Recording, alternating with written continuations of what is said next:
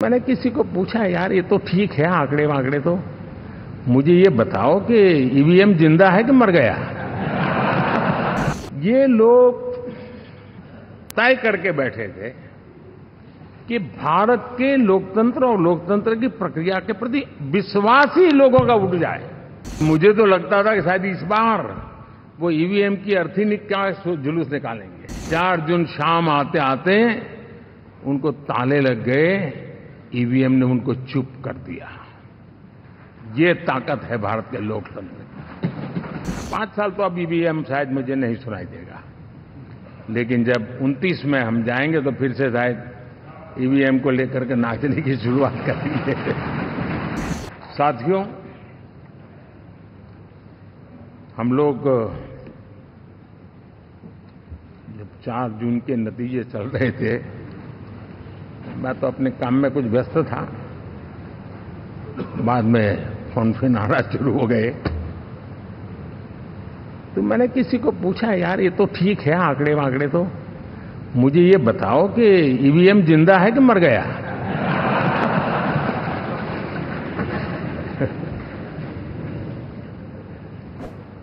क्योंकि ये लोग तय करके बैठे थे कि भारत के लोकतंत्र और लोकतंत्र की प्रक्रिया के प्रति विश्वास ही लोगों का उठ जाए, और लगातार ईवीएम को गाली देना।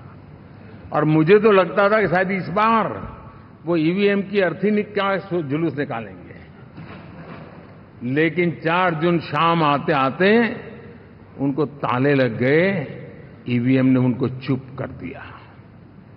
ये ताकत है भारत के लोकतंत्र की। ये ताकत है भारत की निष्पक्षता की। ये भारत की ताकत है भारत के चुनावी तंत्र की, चुनाव आयोग की। और मैं मानता हूं कि ये आशा करता हूं कि 5 साल तो अब ईवीएम शायद मुझे नहीं सुनाई देगा, लेकिन जब 29 में हम जाएंगे तो फिर से शायद ईवीएम को लेकर के नाचने की शुरुआत करेंगे, क्योंकि इनके सुधरने की संभावना बहुत कम है। आप देखिए, चुनाव के समय मैंने पहली बार देखा, शायद हर तीसरे दिन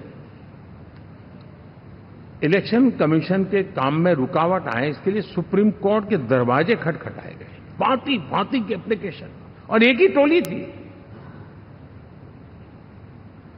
और लोकतंत्र के प्रति जिनका भरोभार अविश्वास है, ऐसे लोग सुप्रीम कोर्ट का उपयोग करते हुए कैसे रुकावट डाले, इसका निरंतर प्रयास करते रहे।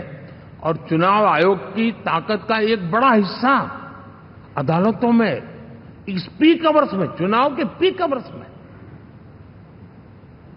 यानी कितनी निराशा लेकर के ये लोग मैदान में आए थे कि उन्होंने पूरा हमला उसी इंस्टीट्यूट पे लगा दो, ताकि चुनाव के कोई भी परिणाम आए, हम दुनिया के सामने भारत को भी बदनाम कर लें।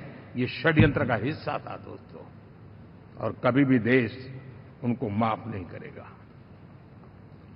साथियों,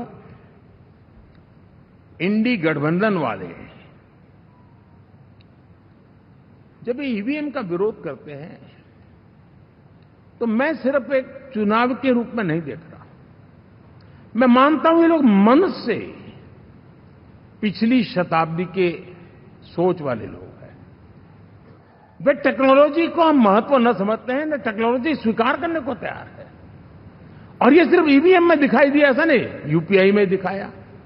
जब हमने कहा कि हिंदुस्तान के लोग डिजिटल ट्रांजैक्शन करेंगे, फिनटेक की दुनिया में आज हिंदुस्तान का नाम हो गया, मानने को तैयार नहीं।